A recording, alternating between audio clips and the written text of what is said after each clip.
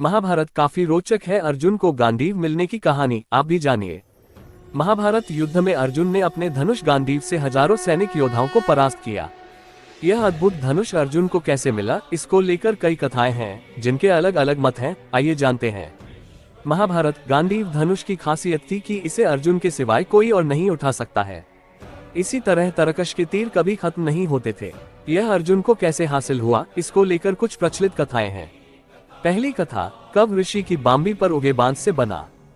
पौराणिक कथाओं के अनुसार कठोर तप कर रहे कव ऋषि के शरीर पर दीमकों ने बांबी बना दिया था। बांबी और आसपास की मिट्टी पर सुंदर गठीले बांस उगाए। ऋषि की तपस्या पूरी हुई तो ब्रह्मा जी ने प्रकट होकर वरदान दिया, लेकिन जब जाने लगे तो ध्यान आया कि कव की मूर्धा पर उगे बांस सामान्य नहीं हो सकते, इसलिए इसका सदुपयोग करना चाहिए।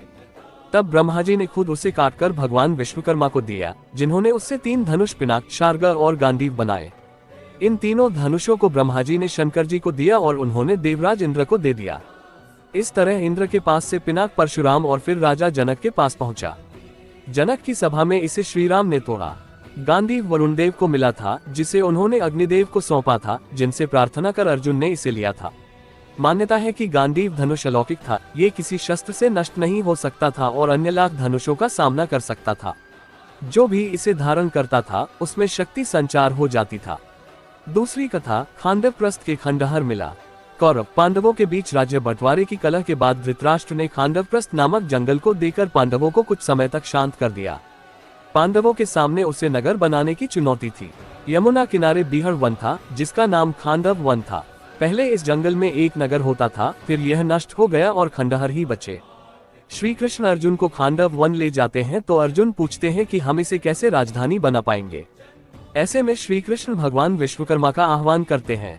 विश्वकर्मा जी प्रकट होकर कहते हैं कि हे प्रभु, खांडवप्रस्थ को मयासुर ने बसाया था, वह यहाँ के चप्पे चप्पे को जानता है, आप उनसे राजधानी बनवाएं तो उचित होगा। स्मरण पर मयासुर श्री कृष्ण, अर्जुन और भगवान विश्वकर्मा को खंडहर में ले जाते हैं, जहाँ खंडहर में एक रथ मिलता है। मयासुर बताते हैं कि श्री कृष्ण, ये सोने का रथ पूर्वकाल के महाराजा सोम का रथ है, यह मनचाही जगह ले जाने में समर्थ है। रथ में कौमुद गदा है, जिसे भीम के अलावा और कोई उठा नहीं सकता है। यही गांडीव धनुष मिलता है, जो अद्भुत और दिव्य है। इसे दैत्यराज वृषभवा ने शंकर जी की आराधना से हासिल किया था। श्री कृष्ण ने धनुष उठाकर अर्जुन को दिया और कहा कि इस दिव्य धनुष पर तुम दिव्य बाणों को साध सकोगे। मयासुर अर्जुन को एक अक्षय तरकश भी देते हैं और बताते हैं कि इसके बाण कभी खत्म नहीं होंगे। इसे खुद अग्निदेव ने दैत्यराज को दिया था। विश्वकर्मा जी कहते हैं कि आज से इस समस्त संपत्ति के आप अधिकारी हो गए हैं पांडुपुत्र। इसके बाद विश्वकर्मा और मयासुर मिलकर इंद्रप्रस्थ नगर निर्माण शुरू करते हैं। तीसरी कथा, अग्निदेव ने तृप्ति मिटाने के लिए सौंपे शस्त्र। पौराणिक कथाओं के अनुसार भृगुवंशियों ने राजा बलि से विश्वजीत के लिए यज्ञ कराया था। इससे अग्निदेव प्रकट हुए। उन्होंने राजा बलि को सोने का दिव्य रथ, घोड़े, दिव्य धनुष और 2 अक्षय तीर दिए। प्रहलाद ने न सूखने वाली दिव्य माला और शुक्राचार्य ने दिव्य शंख दिया। इनसे राजा बलि ने इंद्र को हरा दिया था। इसी तरह एक और कथा है कि श्वेत की यज्ञ में निरंतर 12 वर्षों तक घृतपान के बाद अग्निदेव को तृप्ति के साथ साथ अपच हो गया। वे ब्रह्मा के पास गए तो ब्रह्मा जी ने कहा कि यदि वे खांडव वन जला देंगे तो विभिन्न जंतुओं से तृप्त होने पर अरुचि खत्म हो जाएगी।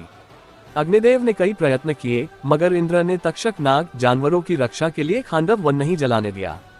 ऐसे में ब्रह्मा से कहा कि अर्जुन और कृष्ण खांडव वन के निकट बैठे हैं, उनसे प्रार्थना करें।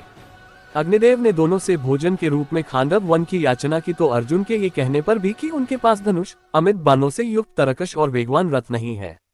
अग्निदेव ने वरुण देव का आवाह कर गांडीव धनुष, अक्षय तरकश, दिव्य घोड़ों से जुता रथ लेकर अर्जुन को सौंप दिया।